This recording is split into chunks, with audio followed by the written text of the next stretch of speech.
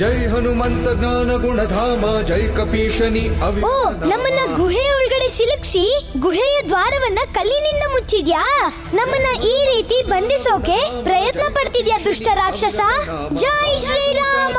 ಬಲಧಾಮ ಅಂಜನಿ ಪುತ್ರ ಪವನ ಸುತ ನಾಮ ಮಹಾವೀರ ವಿಕ್ರಮ ಬಜರಂಗಿ ಕುಮತಿ ನಿವಾರ ಸುಮತಿಯ ಸಂಗಿ ಜೈ ಹನುಮಂತ ಜೈ ಶ್ರೀರಾಮ ಅವಿರತ ನಾಮ ಜೈ ಹನುಮಂತ ಜ್ಞಾನ ಗುಣಧಾಮ ಜೈ ಕಪೀಶನಿ ಅವಿರತ ನಾಮ. ಹನುಮಂತ,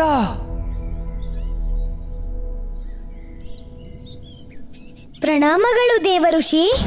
ನೀವು ಇಲ್ಲಿ? ದೊಡ್ಡ ಅನಾಹುತವಾಗಿದೆ ಪುತ್ರ. ನಮಗ್ ಗೊತ್ತಿದೆ ದೇವಋಷಿ, ನೀವು ಯಾವ ಅನರ್ಥದ ಬಗ್ಗೆ ಮಾತಾಡ್ತಿದ್ದೀರಾ ಅಂತ. ಎಲ್ಲಿವರೆಗೂ ಹನುಮ ಜೀವಂತವಾಗಿರ್ತಾನೋ ಅಲ್ಲಿವರೆಗೂ ನೀವು ಚಿಂತೆ ಮಾಡೋ ಅವಶ್ಯಕತೆನೇ ಇಲ್ಲ. ನೀವು ತಕ್ಷಣವೇ ಲಂಕೆಗೆ ಹೊರಡಬೇಕಾಗುತ್ತದೆ ಪುತ್ರ. ಇಲ್ಲದಿದ್ದರೆ ಮಂಡೋದರಿ ಲಂಕೆಯನ್ನು ತಲುಪಿ ಬಿಡುತ್ತಾಳೆ. ಜೈ ಶ್ರೀರಾಮ. ಜೈ ಶ್ರೀರಾಮ.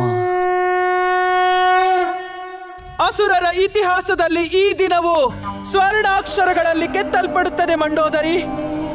ಅದರ ಶ್ರೇಯಸ್ಸು ನಿನಗೆ ಸಿಗಲಿದೆ. ಸಮುದ್ರ ಮಂಥನದ ಸಮಯದಲ್ಲಿ ದೇವತೆಗಳು ನಮಗೆ ಮಾಡಿದ ಮೋಸ ಮತ್ತು ಅನ್ಯಾಯಕ್ಕೆ ಸರಿಯಾದ ಪ್ರತೀಕಾರವನ್ನು ನಾವು ಈ ದಿನ ಪಡೆದುಕೊಂಡಿದ್ದೇವೆ. ಸ್ವಲ್ಪ ಸಮಯದಲ್ಲಿ ಲಂಕೆಯನ್ನು ತಲುಪಲಿದ್ದೇವೆ. ರಾಜಮಾತೆ ನನ್ನ ಬಳಿ ಇರುವ ಈ ಕಲಶವನ್ನು ನೋಡಿ ಸಂಭ್ರಮಿಸುತ್ತಾರೆ ಮತ್ತು ನನ್ನ ಪತಿಗೆ ನಾನೇ ನನ್ನ ಕೈಯಾರ ಅಮೃತವನ್ನು ಕುಡಿಸುತ್ತೇನೆ. ಒಮ್ಮೆ ಇದನ್ನು ಪಾನ ಮಾಡಿದರೆ ಸಾಕು, ನನ್ನ ಪತಿಗೆ ಶಾಶ್ವತ ಅಮರತ್ವ ದೊರೆಯುತ್ತದೆ.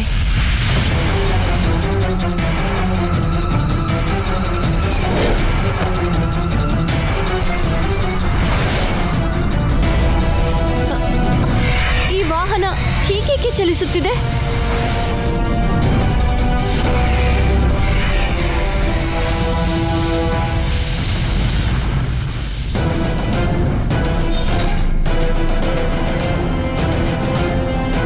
ಯಾರು ನೀನು ಬಾಲಕ? ಇಲ್ಲಿಗೇಕೆ ಬಂದಿರುವೆ? ನಾವು ಅಂಜನಿ ಪುತ್ರ ಹನುಮಂತ ದೇವಿ. ನೀವು ನಮ್ಮ ವಾಹನವನ್ನು ಏಕೆ ನಿಲ್ಲಿಸಿದಿರಿ? ಧರ್ಮದ ರಕ್ಷಣೆಗಾಗಿ ನಾವು ನಿಮ್ಮನ್ನ ನಿಲ್ಲಿಸಲೇಬೇಕಾಗಿದೆ. ನಮಗೆ ನಿಮ್ಮ ಮೇಲೆ ಯಾವುದೇ ರೀತಿ ಶತ್ರುತ್ವ ಇಲ್ಲ. ಧರ್ಮ ರಕ್ಷಣೆಯೇ? ನೀವು ಅಮೃತವನ್ನ ಕದ್ದು ನೀವು ನಿಮ್ಮ ಪತಿಗೆ ಕೊಡಲು ಹೊರಟಿದ್ದೀರಲ್ಲ, ಅದು ಧರ್ಮ ಕಾರ್ಯವಲ್ಲ. ನಾನು ಪತಿ ಧರ್ಮವನ್ನು ಪಾಲಿಸುತ್ತಿದ್ದೇನೆ. ನೀವು ನನ್ನ ದಾರಿಗೆ ಅಡ್ಡ ಬರೆದಿದ್ದರೆ ನಿಮಗೆ ಒಳ್ಳೆಯದು. ನಿಮ್ಮ ಮಾತು ಸತ್ಯವೇ, ನೀವು ನಿಮ್ಮ ಧರ್ಮವನ್ನ ಪಾಲಿಸಿದ್ದೀರಿ. ಆದ್ರೆ ಇನ್ನೊಂದು ಸತ್ಯ ಕೂಡ ಇದೆ. ನಿಮ್ಮ ಪತ್ನಿ ಧರ್ಮವನ್ನ ರಕ್ಷಣೆ ಮಾಡಿಕೊಳ್ಳೋದಕ್ಕಾಗಿ ಇಡೀ ಸೃಷ್ಟಿಗೆ ಸಂಕಟ ತರುತ್ತಿದ್ದೀರಿ. ಇನ್ಮುಂದೆ ತಪ್ಪಾಗೋದ್ ಬೇಡ. ನಿಮ್ಮ ಈ ವಾಹನ ಮುಂದೆ ಹೋಗೋದಕ್ಕೆ ನಾವು ಬಿಡೋದಿಲ್ಲ. ಇದು ನಿಜವಾಗಿಯೂ ಚಮತ್ಕಾರವೇ ಪ್ರಭು. ನಮಗಿದ್ದ ಅನುಮಾನವೆಂದರೆ ಇಷ್ಟು ಕಡಿಮೆ ಸಮಯದಲ್ಲಿ ಮಂಡೋದರಿಯನ್ನು ಹನುಮನು ತಡೆಯಲು ಸಾಧ್ಯವೇ? ಹಾಗೆಯೇ ಮಂಡೋದರಿ ನಿರ್ಬಾಧಿತವಾಗಿ ಲಂಕೆಯನ್ನು ಪ್ರವೇಶಿಸಲು ಸಾಧ್ಯವೇ ಎಂದು. ಸಮಯವೇ ಹಾಗೆ ನಂದಿ. ನೋಡುತ್ತಿದ್ದಂತೆ ಎಲ್ಲವೂ ಬದಲಾಗಿ ಬಿಡುತ್ತದೆ. ಆದರೆ ಹೀಗೇಕೆ ಆಗುತ್ತದೆ ಪ್ರಭು? ಏಕೆಂದರೆ ಜೀವಿಗಳ ಕರ್ಮದ ಅನುಸಾರ ಅವರ ಪರಿಸ್ಥಿತಿಗಳು ಕ್ಷಣ ಕ್ಷಣಕ್ಕೂ ಬದಲಾಗುತ್ತಿರುತ್ತದೆ. ದೇವಿ ಮಂಡೋದರಿಗೂ ಸಹ ತನ್ನ ಕರ್ಮದ ಫಲವಾಗಿ ಈ ಪರಿಸ್ಥಿತಿ ಬಂದಿದೆ. ಅವಳ ಈ ಕಾರ್ಯದ ಉದ್ದೇಶ ತನ್ನ ಪತಿ ಅಧರ್ಮಿ ರಾವಣನಿಗೆ ಅಮೃತ ಕುಡಿಸುವುದು ಮತ್ತು ಹನುಮಂತನ ಈ ಕಾರ್ಯದ ಉದ್ದೇಶ ರಾಮ ಕಾರ್ಯವನ್ನು ಪೂರ್ಣಗೊಳಿಸುವುದು. ಅಂದರೆ ಹನುಮಂತ ತನ್ನ ನಿಸ್ವಾರ್ಥ ಮತ್ತು ಧರ್ಮದ ಮಾರ್ಗದಿಂದ ದೇವಿ ಮಂಡೋದರಿಯ ನಿಯತಿಯನ್ನು ಬದಲಿಸಿದರು. ಮತ್ತೆ ಅಮೃತದ ಕಥೆ ಏನು? ಅಮೃತವನ್ನು ಏನು ಮಾಡಬೇಕೆಂದು ಹನುಮಂತ ನಿರ್ಧರಿಸುತ್ತಾರೆ. ಹಾಗೆ ರಾವಣನನ್ನೂ ಸಹ. ನಾನು ಅಮೃತ ಕಲಶವನ್ನು ನಿಮಗೆ ಕೊಡುವುದಿಲ್ಲ, ಖಂಡಿತ ಕೊಡುವುದಿಲ್ಲ. ನೀವು ಒಂದು ವಿಷಯವನ್ನ ತಿಳ್ಕೊಳ್ಳಿ. ಇದನ್ನ ನೀವು ಕೊಡದೆ ಹೋದ್ರೆ ಮಹಾಪಾಪದಲ್ಲಿ ಭಾಗಿಯಾಗ್ತೀರಾ. ಅಂದರೆ ಇದು ನಿಮ್ಮ ಪತಿಗೆ ಅಮೃತವೇನೋ ನಿಜ, ಆದ್ರೆ ಇಡೀ ಸೃಷ್ಟಿಗೆ ಇದು ವಿಷವಾಗಿ ಪರಿಣಮಿಸುತ್ತೆ. ಲಂಕೇಶ ರಾವಣ ಅಧರ್ಮದ ಆಗರ ದೇವಿ. ನೀವೇ ಒಮ್ಮೆ ಯೋಚಿಸಿ, ನೀವೇನಾದ್ರೂ ಅವರಿಗೆ ಅಮೃತ ಪ್ರದಾನವನ್ನ ಮಾಡಿದ್ರೆ ಇಡೀ ಸೃಷ್ಟಿಯ ಕತೆ ಏನಾಗಬಹುದು? ಅಧರ್ಮದ ವಿಷ ಪೂರ್ತಿ ಬ್ರಹ್ಮಾಂಡವನ್ನೇ ವ್ಯಾಪಿಸುತ್ತೆ.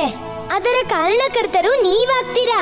ಇಂತಹ ಮಾತುಗಳನ್ನು ಹಲವು ಬಾರಿ ಕೇಳಿದ್ದೇನೆ, ಮತ್ತೆ ಕೇಳುವ ಅಗತ್ಯವಿಲ್ಲ.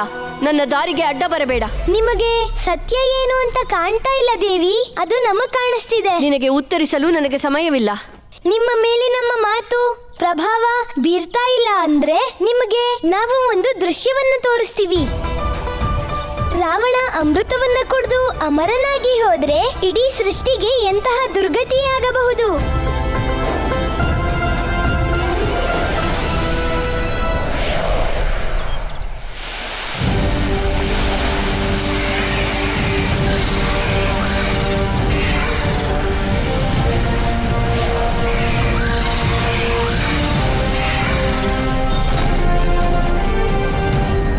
ಇಡೀ ಸೃಷ್ಟಿ ಅಧರ್ಮ ಪಾಪದಿಂದ ತುಂಬಿ ಹೋಗುತ್ತೆ. ಆಗ ನೀವೇನಾದ್ರೂ ಪಶ್ಚಾತ್ತಾಪವನ್ನ ಪಟ್ರೆ ಆಗ ಏನು ಪ್ರಯೋಜನ ಆಗಲ್ಲ. ದುಃಖದ ವಿಷಯ ಏನಂದ್ರೆ ಈ ಇಡೀ ಸೃಷ್ಟಿ ವಿನಾಶದ ಅಂಚಿಗೇನಾದ್ರೂ ಹೋಗೋದಾದ್ರೆ ನಿಮ್ಮ ಪತಿಯನ್ನ ಯಾರು ರಕ್ಷಿಸೋಕಾಗಲ್ಲ. ಏಕೆ ರಕ್ಷಿಸಲಾಗುವುದಿಲ್ಲ?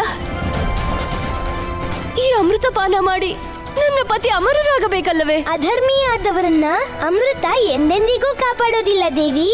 ಮೃತ್ಯು ಇಲ್ಲದೆ ಇರಬಹುದು, ಆದ್ರೆ ಅವರ ಜೀವನ ಏನಾಗುತ್ತೆ ಅಂದ್ರೆ ಮೃತ್ಯುವಿಗಿಂತಲೂ ಅಧಿಕ ಕಷ್ಟಕರವಾಗಿರುತ್ತೆ. ಈ ತರ ಆಗೋದು ನಿಮ್ಗೆ ಇಷ್ಟನಾ? ಇಲ್ಲ. ನಾವೀಗ ನಿಮ್ಮ ಮತ್ತು ಲಂಕೆಯ ಭವಿಷ್ಯವನ್ನ ತೋರಿಸ್ತಾ ಇದ್ದೀವಿ.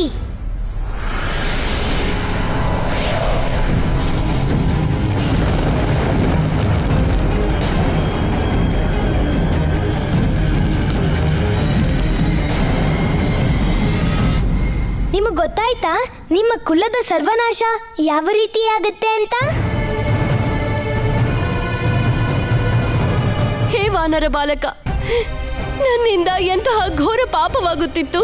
ಇದೇ ಸರಿಯಾದ ಸಮಯ ದೇವಿ. ನಿಮ್ಮ ನಿರ್ಧಾರವನ್ನ ಈಗಲೂ ಬದಲಾಯಿಸಬಹುದು. ಕೃಪೆ ಮಾಡಿ ನನಗೊಂದು ಸಹಾಯ ಮಾಡಿ. ಅದರಿಂದ ಪತ್ನಿ ಧರ್ಮವೂ ಆಗಬೇಕು ಮತ್ತು ಸೃಷ್ಟಿಗೆ ಸಂಕಟವೂ ಆಗಬಾರದು. ಈಗಲೇ ನಿಮ್ಮ ಮನಸ್ಸಲ್ಲಿ ನಿರ್ಧಾರ ಮಾಡ್ಕೊಳ್ಳಿ, ರಾವಣನಿಗೆ ಅಮೃತಪಾನವನ್ನ ಮಾಡಿಸೋದಿಲ್ಲ ಅಂತ. ಈ ವಿಚಾರವನ್ನ ನಿಮ್ಮ ಮನಸ್ಸಲ್ಲಿ ದೃಢವಾಗಿಸಿಕೊಳ್ಳಿ. ಮತ್ತೆ ಈ ಅಮೃತ ಕಲಶವನ್ನ ತಗೊಂಡು ಲಂಕೆಗೆ ಹೋಗಿ. ಮುಂದೆ ಏನಾಗ್ಬೇಕು ಅನ್ನೋದನ್ನ ನಮ್ಮ ಪ್ರಭು ನಿರ್ಧಾರ ಮಾಡ್ತಾರೆ.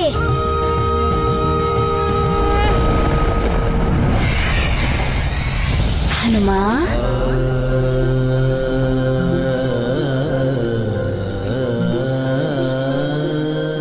ಪ್ರಣಾಮಗಳು ಪ್ರಭು.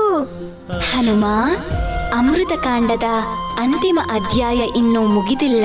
ನೀವೀಗ ರಾವಣ ಸಹೋದರನ ಭೇಟಿಗಾಗಿ ಲಂಕೆಗೆ ತೆರಳಬೇಕು. ಅವರಿಂದ ಸಹಾಯ ಲಭಿಸುತ್ತದೆ. ರಾವಣನ ವಿರುದ್ಧ ಅವ್ರು ನಮಗ್ ಸಹಾಯ ಮಾಡ್ತಾರ? ವಿಭೀಷಣ ರಾಕ್ಷಸ ವಂಶದಲ್ಲೇ ಜನಿಸಿದ್ದರು. ಆತನ ಸ್ವಭಾವ ಸಾತ್ವಿಕವಾದದ್ದು. ಅದಷ್ಟೇ ಅಲ್ಲದೆ ಆತ ನಮ್ಮ ಪರಮ ಭಕ್ತ. ಅತಿ ಉತ್ತಮ ಪ್ರಭು. ಈಗ ಅವರು ಅರಮನೆಯನ್ನು ತ್ಯಜಿಸಿ ಮಹೇಲಗಿರಿ ಪರ್ವತದಲ್ಲಿ ತಪಸ್ಸನ್ನಾಚರಿಸುತ್ತಿದ್ದಾರೆ. ಜೈ ಶ್ರೀರಾಮ, ಜೈ ಶ್ರೀರಾಮ, ಜೈ ಶ್ರೀರಾಮ, ಜೈ ಶ್ರೀರಾಮ. ಹೇ ವಿಶ್ರಾವರ ಪುತ್ರ ವಿಭೀಷಣರೇ, ಕಣ್ಣನ್ನು ತೆರೆಯಿರಿ. ಬಾಲಕ, ಯಾರು ನೀವು? ಅಂಜನಿ ಪುತ್ರನಾದ ಮಾರುತಿ. ಮಾರುತಿ? ಜೈ ಶ್ರೀರಾಮ, ಜೈ ಶ್ರೀರಾಮ, ಜೈ ಶ್ರೀರಾಮ, ಜೈ ಶ್ರೀರಾಮ.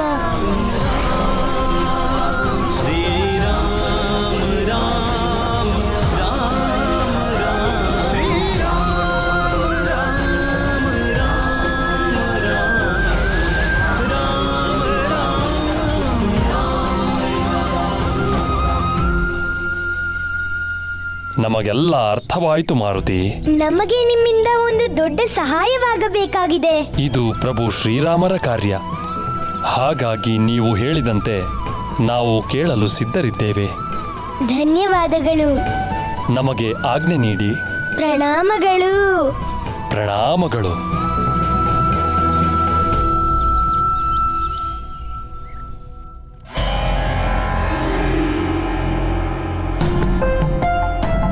ನನಗೆ ಏನೂ ಅರ್ಥವಾಗುತ್ತಿಲ್ಲ. ಈ ಅಮೃತ ಕಲಶವನ್ನು ಏನು ಮಾಡುವುದು? ಹೇ ಪ್ರಭು, ಈಗ ನೀವೇ ಮಾರ್ಗವನ್ನು ತೋರಿಸಿ.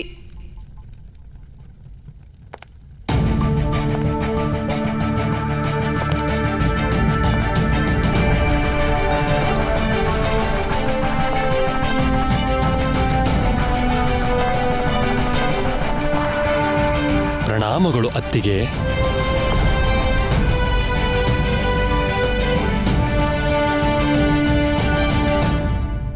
ವಿಭೀಷಣ, ನೀವು? ನಿಮಗೆ ರಾಜಮಾತೆಯೊಂದಿಗೆ ಕಾರ್ಯವಿತ್ತೆ? ಇಲ್ಲ, ನಿಮ್ಮೊಡನೆ ಮಾತನಾಡಲು ಬಂದೆವು. ನಾವಿಂದು ಓರ್ವ ದಿವ್ಯ ವಾನರ ಬಾಲಕನನ್ನು ಭೇಟಿಯಾಗಿದ್ದೆವು. ಹಾಗೂ ಅವರಿಂದ ನಮಗೆ ಎಲ್ಲ ಸತ್ಯವೂ ತಿಳಿಯಿತು. ಹಾಗಾದರೆ ಅಮೃತ ಕಲಶವನ್ನು ಏನು ಮಾಡುವುದು? ರಾಜಮಾತೆಯಿಂದ ಹೇಗೆ ರಕ್ಷಿಸುವುದೆಂದು ಹೇಳಿದ್ದಾರೆಯೇ? ಇಲ್ಲ, ನಾವೀ ಅಮೃತ ಕಲಶವನ್ನು ಮಾತೆಯವರಿಂದ ಮುಚ್ಚಿಡುವಂತಿಲ್ಲ. ಹಾಗಾದರೆ ಅನಾಹುತವಾಗುತ್ತದೆ. ನಿಮಗೆ ಗೊತ್ತಿದೆ ತಾನೆ, ನನ್ನ ಪತಿ ಅಮೃತಪಾನ ಮಾಡಿದರೆ ಏನಾಗುತ್ತದೆ ಎಂದು. ನಮ್ಮ ಕಾರ್ಯಗಳು ಸದಾ ಧರ್ಮದ ಹಾದಿಯಲ್ಲಿದ್ದರೆ ಆಗ ಲಾಭದ ಪ್ರಶ್ನೆಯೂ ಇರುವುದಿಲ್ಲ, ನಷ್ಟದ ಪ್ರಶ್ನೆಯೂ ಇರುವುದಿಲ್ಲ. ನಿಮಗೆ ನಮ್ಮ ಮೇಲೆ ವಿಶ್ವಾಸವಿದೆ ತಾನೆ? ಈ ಅರಮನೆಯಲ್ಲಿ ವಿಶ್ವಾಸವಿದ್ದರೆ ಅದು ನಿಮ್ಮ ಮೇಲೆ ಮಾತ್ರ ವಿಭೀಷಣ. ಮಂಡೋದರಿ,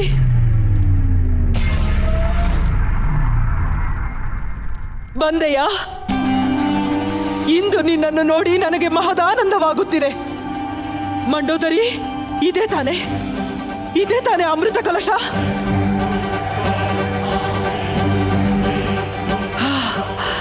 ಅದ್ಭುತ, ಆನಂದವಾಗುತ್ತಿದೆ. ನನ್ನ ನೇತ್ರಗಳು ತೃಪ್ತವಾದವು. ಪ್ರಣಾಮಗಳು ಮಾತೆ. ಪುತ್ರ ವಿಭೀಷಣ, ನೀನು ಸರಿಯಾದ ಸಮಯಕ್ಕೆ ಬಂದಿರುವೆ. ನಮ್ಮ ನಿರೀಕ್ಷೆಯ ಶುಭಗಳಿಗೆ ಬಂದಿದೆ. ನಮ್ಮ ಕನಸುಗಳು ನನಸಾಗಲಿವೆ ಪುತ್ರ. ಇದೆಲ್ಲ ತಾಯಿ ನಿಕುಂಬಳ ದೇವಿಯ ಕೃಪೆ.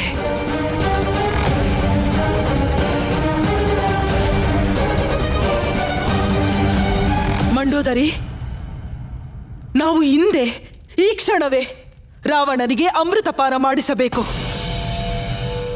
ಆದರೆ ಮಾತೆ, ಈ ಸಮಯದಲ್ಲಿ ಅಣ್ಣ ಧ್ಯಾನದಲ್ಲಿರುತ್ತಾರೆ. ನಿನ್ನ ಮಾತೇನೋ ಸರಿ ವಿಭೀಷಣ, ಆದರೆ ಇನ್ನು ತಡ ಮಾಡುವುದು ಸೂಕ್ತವಲ್ಲ. ದೇವತೆಗಳು ಯಾವುದಾದರೂ ಸಂಚು ರೂಪಿಸಿ ಅಡ್ಡಿಪಡಿಸುವ ಮೊದಲೇ ಈ ಕಾರ್ಯವನ್ನು ಪೂರ್ಣಗೊಳಿಸಬೇಕು. ಇದಕ್ಕಾಗಿ ನಾವೀಗ ಬೇರೆ ಮಾರ್ಗವನ್ನು ಹುಡುಕಬೇಕು. ಪುತ್ರ ವಿಭೀಷಣ, ನಿನ್ನ ತಂದೆಯಿಂದ ಶಲ್ಯ ವಿದ್ಯೆಯನ್ನು ಕಲಿತಿರುವೆ ಅಲ್ಲವೇ? ಹಾಗಾದರೆ ಈ ಕಾರ್ಯವನ್ನು ನೀನೇ ಮಾಡಬೇಕು ವಿಭೀಷಣ. ನೀನು ನಿನ್ನ ಯೋಗ ವಿದ್ಯೆಯ ಮೂಲಕ ಈ ಅಮೃತ ಕಲಶವನ್ನು ತಪಸ್ಸಿನಲ್ಲಿ ಲೀನವಾಗಿರುವ ರಾವಣನ ಸಂಪೂರ್ಣ ದೇಹದಲ್ಲಿ ಸ್ಥಾಪಿಸಬೇಕು. ನಿಮ್ಮ ಆಜ್ಞೆಯಂತೆಯೇ ಆಗಲಿ ಮಾತೆ. ಶೀಘ್ರವೇ ಬನ್ನಿ. ನಡೆಯಿರಿ ಅತ್ತಿಗೆ.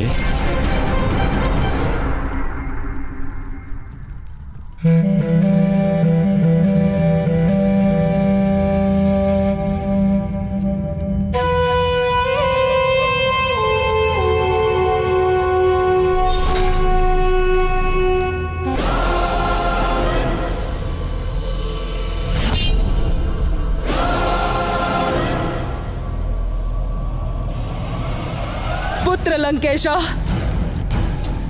ನೀನು ಇಂದು ಅಜರಾಮರನಾಗಲಿರುವೆ.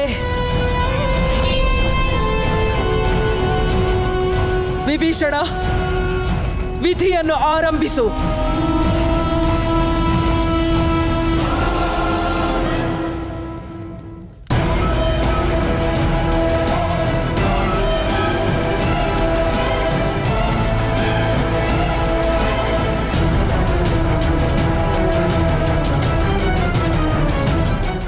ಕಪಟಿ ದೇವತೆಗಳೇ, ಇಂದಿನಿಂದ ವಿಧಾತ ರಾವಣ ಅಮರ, ಅಜರಾಮರ.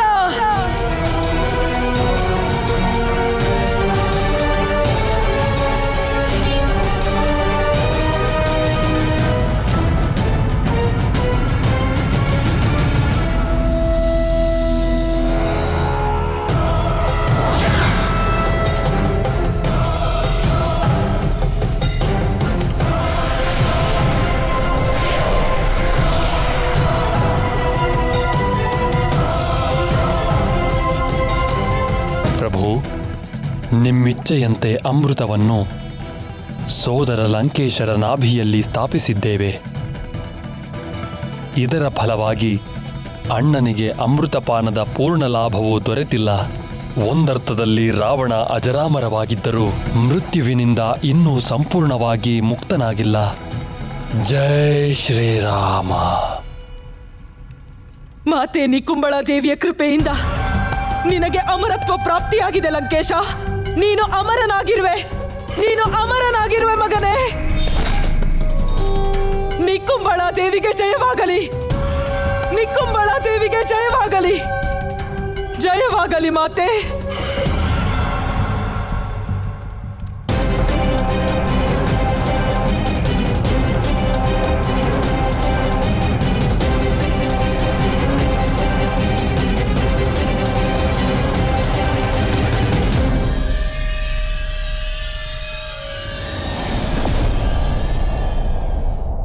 ಶ್ಯಾಮಲ ರೂಪ ವಿರಾಜಿತ ಸದ್ಗುಣಿ ರಾಮ. ಪ್ರಣಾಮಗಳು ಪ್ರಭು.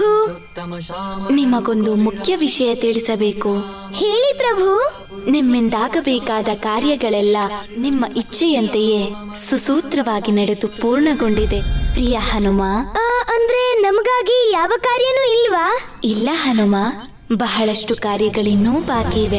ಆದರೆ ಅದಕ್ಕಿನ್ನೂ ಸಮಯವಿದೆ. ಹಾಗಾದ್ರೆ ಮುಂದೆ ನಾವು ಏನ್ ಮಾಡೋದು ಹೇಳಿ ಪ್ರಭು. ಭವಿಷ್ಯಕ್ಕೆ ನಿಮ್ಮನ್ನು ಸಿದ್ಧಪಡಿಸಿಕೊಳ್ಳಿ. ನಿಮ್ಮ ಭಕ್ತಿಯೇ ನಿಮಗೆ ಶ್ರೀರಕ್ಷೆಯಾಗಲಿದೆ. ಸರಿ ಪ್ರಭು, ನಾವು ನಮ್ಮ ವಾನರ ಸೇನೆಯ ಬಲವನ್ನ ಮತ್ತಷ್ಟು ಬಲಿಷ್ಠಗೊಳಿಸ್ತೀವಿ. ಅವಶ್ಯ ಸಮಯದಲ್ಲಿ ನಿಮಗೆ ಸಹಾಯ ಮಾಡ್ತೀವಿ. ಮಹತ್ವವಾದ ಮತ್ತೊಂದು ವಿಷಯವಿದೆ. ನೀವು ಋಷ್ಯಮುಖ ಪರ್ವತಕ್ಕೆ ತೆರಳಿ ಕಿಷ್ಕಿಂಧೆಯ ರಾಜನಾದ ವಾಲಿಗೆ ಸಹೋದರನಾದ ಸುಗ್ರೀವನೊಂದಿಗೆ ಉತ್ತಮ ಸಂಬಂಧವನ್ನು ಕಾಯ್ದುಕೊಳ್ಳಿ. ನಾವು ದಂಡಕವನದಲ್ಲಿ ವಾಸವಿರುವ ರಾಕ್ಷಸರ ಶಾಪ ವಿಮೋಚನೆ ಮಾಡಿ ಋಷ್ಯಮುಖ ಪರ್ವತವನ್ನು ತಲುಪುತ್ತೇವೆ. ನಮ್ಮ ಮುಂದಿನ ಭೇಟಿ ಅಲ್ಲೇ ಹನುಮ. ಮುಂದೊಂದು ದಿನ ಋಷ್ಯಮುಖ ಪರ್ವತದಲ್ಲಿ ಘಟಿಸಲಿದೆ ರಾಮ ಹನುಮರ ಪುನರ್ಮಿಲನ. ಸುಗ್ರೀವ ಚಿಕ್ಕಪ್ಪನ ಹತ್ರ ನಿಮ್ಗೆ ಏನಾದ್ರೂ ವಿಶೇಷ ಕಾರ್ಯ ಇದೆಯಾ? ಹೌದು ಹನುಮ, ನಿಮ್ಮಿಂದ ನಮಗೆ ಸುಗ್ರೀವರ ಪರಿಚಯವಾಗುತ್ತದೆ. ನೀವು ನಿಮ್ಮ ವಾನರ ಸೇನೆಯೊಂದಿಗೆ ನಮ್ಮ ಕಾರ್ಯಕ್ಕೆ ಸಹಾಯ ಮಾಡುವಿರಿ. ನಿಮ್ಮ ಆಜ್ಞೆ ಪ್ರಭು.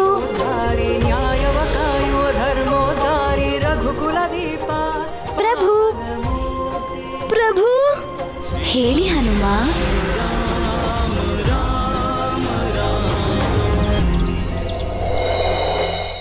ಏನಾಯ್ತು ಹನುಮ?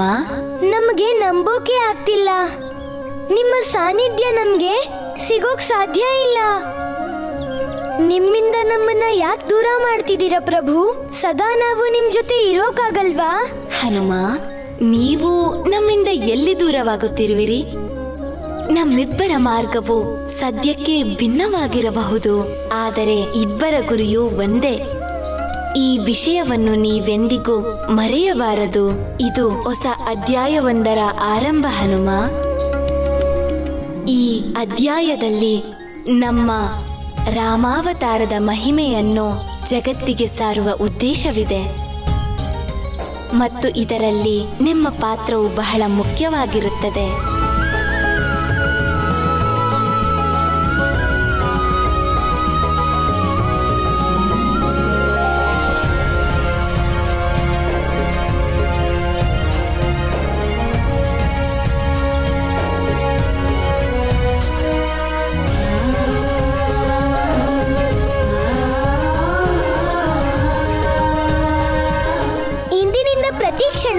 ನಾವು ನಿಮ್ಗಾಗಿ ಕಾಯ್ತಾನೆ ಇರ್ತೀವಿ. ನಿಮ್ಮ ಮತ್ತು ನಮ್ಮ ಪುನರ್ಮಿಲನ ಕ್ಷಣವನ್ನು ಎದುರು ನೋಡ್ತಿರ್ತೀವಿ. ಆ ದಿನ ಬೇಗ ಬರಲಿ.